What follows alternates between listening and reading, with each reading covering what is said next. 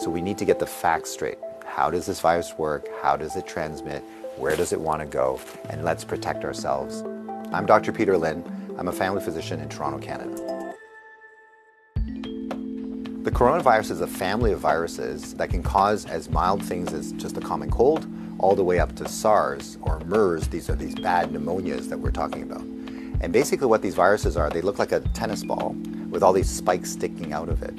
And depending on the type of spike, it allows that virus to attach to certain places. So some viruses, they have the spike that attaches to your nose. So basically you just get a common cold. But the SARS virus and this new virus that we're talking about has the spike that allows it to attach to the cells in your lung. And when it attaches there, it puts in information to make photocopies of itself. So it uses our equipment to make more viruses. I'm declaring a public health emergency of international concern over the global outbreak of novel coronavirus. Most of the coronaviruses live in animals. In this particular case, it was from Wuhan. There was a fish market where they were selling live animals. And the thought is that the virus was in a live animal, then it crossed into a human. But then what we found was that people were getting sick in terms of healthcare workers, in terms of family members that were looking after them, which now meant that the virus can pass from human to another human. Just like all viruses, it needs to reach a target, which is your lung. And it has to get there with your help. It has no feet and no wings. So therefore it needs us to move it there. So that's why we keep saying, don't hang around sneezy people because you're going to breathe it in. And don't touch your face because that's how the virus is going to get in. The masks are helpful, but they're not necessary because they're leaky. The ones that you and I buy basically have pockets here, so therefore the virus can get in. What the masks really do is they stop us from touching our face. If you're sick, we tend to mask you, so therefore you're not spewing out the viruses to other people sitting around you. The true people that have the real masks are the N95. Those are sealed. These are for the doctors that may be caring for their patients. So in the beginning, the coronavirus will cause kind of like flu-like symptoms or a cold. So people just get the stuffy nose, that kind of thing.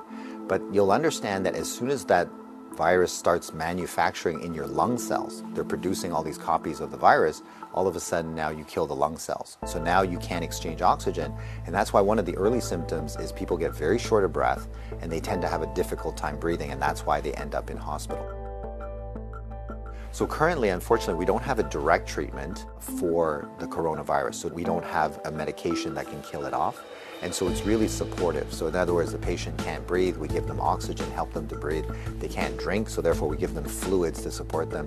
Their kidneys begin to shut down, we help them with all those things. So it's a very supportive process.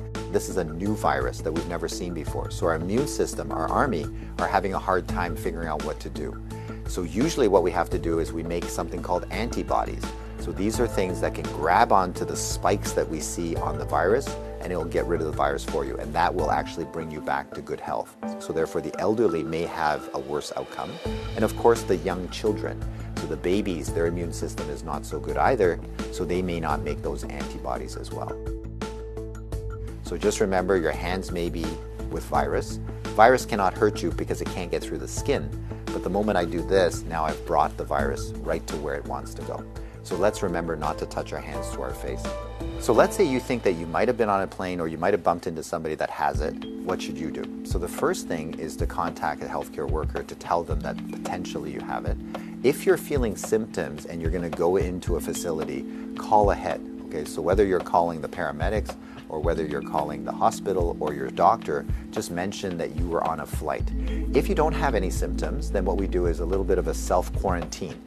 In other words, we can just keep you away from other people, and so you don't go into parties, don't go with your friends, don't go into public transportation.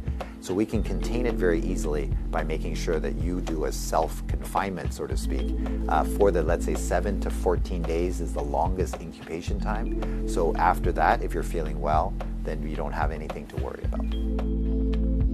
If we get the facts right, then we don't have to be overly worried, but we do the right things so that we don't get the virus ourselves and that we don't pass it on to others. And if we look after each other in this way, this virus will have nowhere to go. It needs us to move it, it needs us to make copies for it, and if we don't help it, then the virus will stop.